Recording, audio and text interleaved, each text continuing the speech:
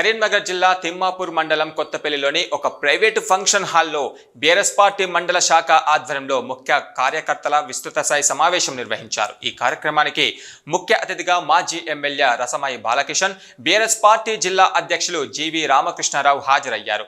అంతకుముందు Alugunuru division BRS party అధ్యక్షులు జాప శ్రీనివాస్ రెడ్డి ఇటీవల మృతి చెందిన చంద్రారెడ్డి మృతికి సంతాపంగా 2 నిమిషాల పాటు మౌనం వహించారు. అనంతరం పలువురు ప్రజాప్రతినిధులు సభను ఉద్దేశించి ప్రసంగించారు. మానకొండూరు మాజీ ఎమ్మెల్యే రసమాయి బాలకిషన్ మాట్లాడారు.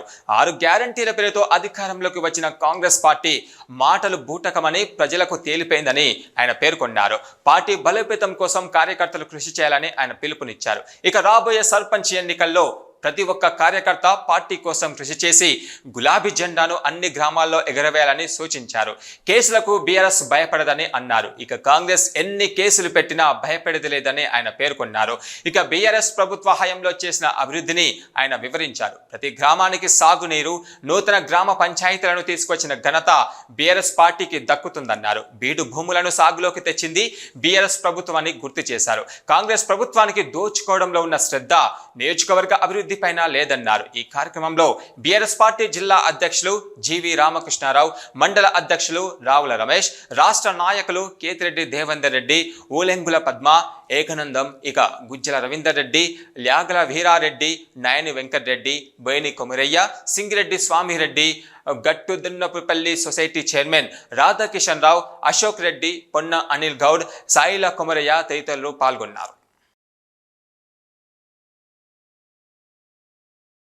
ప్రజలు తెలంగాణ ఉద్యమం నుంచి 25 సంవత్సరాలు తెలంగాణ పార్టీ ఏనాలంటే బీఆర్ఎస్ పార్టీ గులాబీ జెండాగా తెలుసు. 25 సంవత్సరాలు తెలంగాణ రాష్ట్రాన్ని సాధించుకున్న తర్వాత కేసీఆర్ గారి ఆధ్వర్యంలో తెలంగాణ వచ్చిన తర్వాత 10 సంవత్సరాలు మళ్ళీ మనమే ఉన్నాం.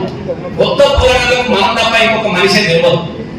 కాబట్టి దీన్ని ఆసరగా చేసుకున్నటువంటి కాంగ్రెస్ పార్టీ ఒక మార్పు, ఒకసారి అవకాశం ఇవ్వండి అన్నటువంటి సందర్భంలో, ఎందుకంటే చాలా దయగలలు, ప్రేమ గలలు తెలంగాణలో తొగడు కూడా బాబు అంటే మీద నేర్చుకోతారు దేశపెట్టుకున్నాడు అని చెప్పేసి ఎంత జాలి ఉండే. కాబట్టి జాలి కలిగినటువంటి తెలంగాణ ప్రజలందరూ కూడా వాళ్ళ మాయవాళ్ళకు మోసపోవడంతో పాటుగా 4-5 సార్లు ఓడిపోయినటువంటి సందర్భం కాంగ్రెస్ ఉన్నది. మన దగ్గర బిడ్డ బిడ్డ అయిపోయిన 7 సార్లు సరే ఎందుకు మీరు నేర్పించాలి, కొద్దిగా చూద్దాం 4 రోజుల తర్వాత వాళ్ళు మళ్ళీ ఎవరు నేర్పించాలో వాళ్ళని నేర్పిస్తారు కాబట్టి కొద్దిగా టైం పడదాం అన్న ఆలోచన చేసుకొని వాళ్ళు 100 రోజులు సమయం తీసుకుంటే మనం 365 రోజులకు వాళ్ళ గ్యారంటీలకు మనం అవకాశం మనం ఇచ్చినాం. ఇవాళ ప్రజలు ఏం కోల్పోయినో, ఎవరిని పోగొట్టుకున్నారో ఇలా ఎవరు చూసినా, ఏ ఊరికి పోయినా, ఏ వాకిలు నిలబడి కూడా ఉయ్యాలపాటు అయిపోతున్నాయి. బిడ్డ గిట్ల అయిపోయాయి. బిడ్డ రామసాగర్ దేవుడాన్ని కేసీఆర్ వదులుకుంటే, దయ్యాన్ని రేవంత్ రెడ్డిని తీసుకొచ్చుకుంటే పల్లెలు మళ్ళా అర్థమైపోయినాయి. బిడ్డ